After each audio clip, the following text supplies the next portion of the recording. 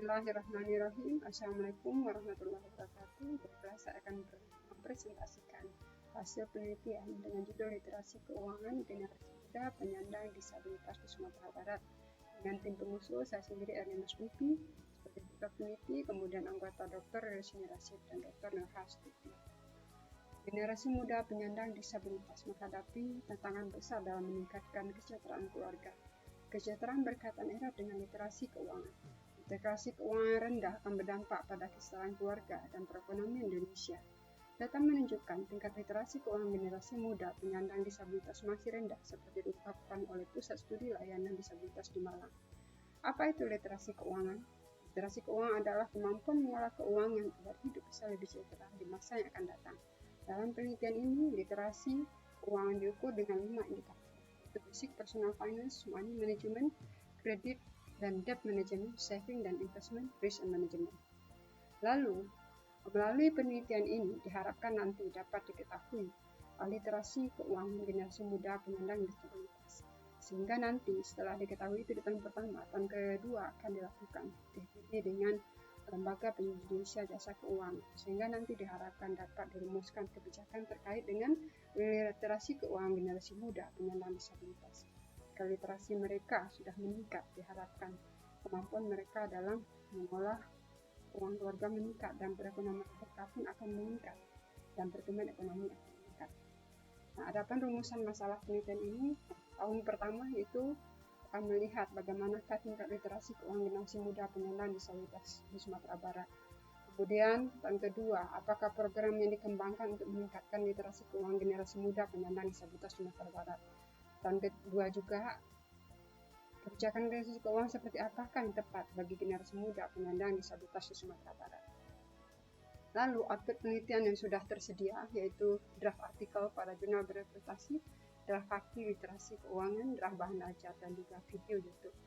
Nah, penelitian ini dikembangkan atas beberapa kajian teori yang dikemukakan oleh para ahli seperti terkait dengan literasi keuangan yang diukur dengan 5 indikator yang sudah saya jelaskan tadi. Disabilitas di sini adalah disabilitas fisik, dan generasi muda di sini adalah generasi muda yang usianya 15 sampai 40 tahun. Ini penelitian terdahulu terkait dengan penelitian literasi keuangan generasi muda penyandang disabilitas, bahwasanya faktor demografi erat kaitannya dengan tingkat literasi keuangan generasi muda. Nah, inilah bagian akhir penelitian, bahwa tahun pertama kami akan mengidentifikasikan dan untuk menggali tingkat literasi keuangan generasi muda penyandang disabilitas. Yang kedua, melalui FGD diharapkan akan keluar kebijakan terkait dengan literasi muda penyandang disabilitas. Sasarannya, kesejahteraan penyandang disabilitas akan meningkat. Pertumbuhan ekonomi pun akan meningkat. Nah, penelitian ini dilakukan dengan menggunakan sampel 150 orang yang diambil dari generasi muda penyandang disabilitas usia 15-40 tahun, yaitu jumlah lebih kurang 32.000 orang. Sampelnya adalah dengan snowball, kemudian data dikumpulkan melalui wawancara dengan kuesioner, analisis data di tahun pertama berupa deskriptif kualitatif. Hasil penelitian menunjukkan profil responden, bahwasanya responden ini 50% laki-laki dan 50% perempuan. Kemudian responden ini didominasi oleh usia 17 sampai 25 dan 25 sampai 40 tahun seperti dilihat di gambar ini. Kemudian status mereka 70% dari responden adalah sudah menikah. Kemudian pendidikan mereka pada umumnya hanya taman SMA, dan masih ada yang berpendidikan S2. Pasca sarjana sama 7%. SMA 55%. Kemudian pekerjaannya itu tersebar, ada yang sebagai ibu rumah tangga atau tidak bekerja, ada mahasiswa sebanyak 19,3%, swasta atau tidak tetap 12%, swasta pengusaha tetap atau guru honor 10,7%, dan BUMN dan PNS 10%. Disabilitas yang bekerja sebagai BUMN dan PNS itu pada umumnya mereka menderita atau dalam kondisi disabilitas setelah mereka bekerja signifikan, karena mereka masuk ke situ sebelumnya mereka kondisinya normal. Lalu Lihat dari penghasilan, 64% dari mereka penghasilan kecil dari 2,5 juta. Kemudian dari segi tempat tinggal, itu banyak tinggal antara luar kota dan pinggiran kota, lebih kurang 78% tabungan kedua lokasi tersebut. Nah, hasil penelitian menunjukkan bahwa literasi keuangan dengan indikator basic personal finance itu diperoleh nilai rata-rata sebesar 3,83. Ini kita ukur dengan skala nilai 1 sampai 5. 1 itu sangat rendah, 2 itu rendah, 3 itu cukup, kemudian 4 tinggi, 5 itu sangat tinggi. Nah, hasil penelitian terkait dengan basic personal finance, ada 12 pernyataan yang kita berikan dan nilainya diperoleh pada angka 3,83. Ini mengindikasikan bahwasannya tingkat literasi keuangan terkait dengan basic personal finance generasi muda penyandang disabilitas relatif masih cukup tinggi artinya di sini masih termasuk rendah karena nilainya masih di bawah 4 itu adalah tinggi. Di antara pertanyaannya saya paham tentang keuangan. Kemudian yang paling rendah adalah suatu ketika saudara berhutang kepada teman dengan jumlah 10 juta. Pada hari ini selama 1 bulan, pengembalian bulan depan seharusnya lebih dari 0%. Terlihat di sini mereka belum paham dengan konsep nilai waktu uang, pengaruh dari tingkat bunga dan inflasi terhadap nilai waktu dari uang. Kemudian untuk indikator kedua dari literasi keuangan yaitu money management, itu juga rendah, relatif lebih rendah dibandingkan indikator pertama, itu 3,74.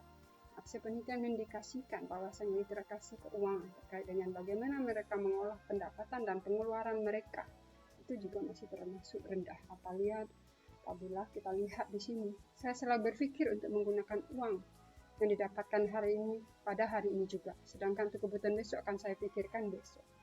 Terlihat bahwasanya mereka belum begitu memahami bagaimana mengolah keuangan. Tidaknya dari pendapatan yang ada, mereka juga alokasikan selain konsumsi juga untuk saving dan juga untuk investasi. Nah, ini juga mengindikasikan dengan nilai 3,74 ini, rasanya literasi keuangan juga masih rendah. Kemudian untuk credit and debt management, kami kembangkan 8 pertanyaan. Ini juga menghasilkan bahwasanya literasi keuangan juga relatif masih rendah dengan kategori di sini sebut cukup tinggi, nilai 3,57. Ini termasuk rendah juga. Yang paling rendah di sini yaitu saya menggunakan setengah dari pendapatan untuk membayar hutang. Jadi memang mereka belum paham di dalam konsep financial planner, perencana keuangan yang baik. Tidaknya hanya 30% dari pendapatan seharusnya yang digunakan untuk membayar hutang, tidak setengah dari pendapatan. Namun di sini mereka masih menjawab sebagian besar menggunakan setengah pendapatan untuk membayar hutang. Kemudian untuk saving dan investment itu diperoleh nilai rata-rata 3,71 dengan 8 pernyataan yang diberikan dalam penelitian ini. Yang paling rendah itu literasi terkait dengan strategi investasi high risk, high return, cocok diterapkan oleh semua orang. Pernyataan nomor 6. Mereka belum paham tentang apa itu risiko, apa itu return. Itu belum bisa mereka pahami secara baik. Dengan arti kata, kemampuan mereka dalam melakukan saving dan investasi itu belum begitu bagus. Mungkin jika kita perhatikan rata-rata mereka, penghasilan mereka sebanyak lebih kurang 64% dari responden berpenghasilan kecil dari 2,5 juta. Kemudian untuk indikator risk management, indikator yang terakhir, ini merupakan indikator yang paling rendah. Bagaimana mereka mengolah risiko? Itu nilainya 3,51. Nilai yang terendah adalah dari pernyataan 7, saya selalu membayar premi untuk asuransi. Nampak di sini kalau bahwasanya responden generasi muda penyandang disabilitas belum paham tentang asuransi. Nah, padahal asuransi itu merupakan salah satu metode dalam mengolah risiko dalam kehidupan hari-hari. Mereka belum kenal dengan asuransi, baik asuransi pendidikan, kesehatan jiwa, dan yang lain-lain. Nah, dengan demikian, secara keseluruhan, dari 5 indikator yang kita gunakan untuk mengukur tingkat literasi keuangan, yaitu basic personal financial, pengetahuan keuangan dasar dia, itu 3,83, itu adalah yang tertinggi di antara 5 indikator: money management 3,74, credit and debt management 3,57, saving and investment 3,71. Risk management adalah yang paling rendah. Nah, secara rata-rata kelima indikator ini diperoleh min 3,67. Ini mengindikasikan bahwasanya literasi keuangan generasi muda penyandang disabilitas relatif masih rendah. Di sini dikatakan cukup tinggi. Di antara nilai rank 1 sampai 5, dia berada di tengah-tengah. 4 itu tinggi, 5 sangat tinggi. Jadi, literasi keuangan relatif masih rendah. Nah, ini yang perlu kita carikan solusi. Bagaimana upaya untuk meningkatkan literasi keuangan generasi muda penyandang disabilitas, sehingga nanti akan terjadilah nama equity and equality. Mereka dianggap setara lah dalam bagaimana mereka bisa menggunakan akses terhadap lembaga keuangan. Maka diharapkan penelitian ini nanti di tahun kedua akan bisa mengembangkan kira-kira kebijakan apa yang akan diberikan oleh pemerintah terkait dengan kepedulian terhadap generasi muda dalam meningkatkan literasi keuangannya. Literasi keuangan mereka meningkat, diharapkan kemampuan mereka dalam mengelola keuangan pribadi akan meningkat dan kesejahteraan keluarga mereka juga akan meningkat. Nah, melalui penelitian nanti di tahun kedua, kami akan melakukan FGD dengan lembaga penyedia jasa keuangan dan pemerintah daerah dan juga DPRD terkait dengan bagaimana kita merumuskan kebijakan dalam upaya meningkatkan literasi keuangan generasi muda penyandang disabilitas. Demikianlah hasil presentasi penelitian ini. Berbeda kurang saya mohon maaf. Terima kasih kepada LP2M yang sudah mendanai kegiatan penelitian ini. Saya tutup membacakan hamdalah. Alhamdulillahirabbil alamin wabillahi taufiq wal hidayah. Wassalamualaikum warahmatullahi wabarakatuh.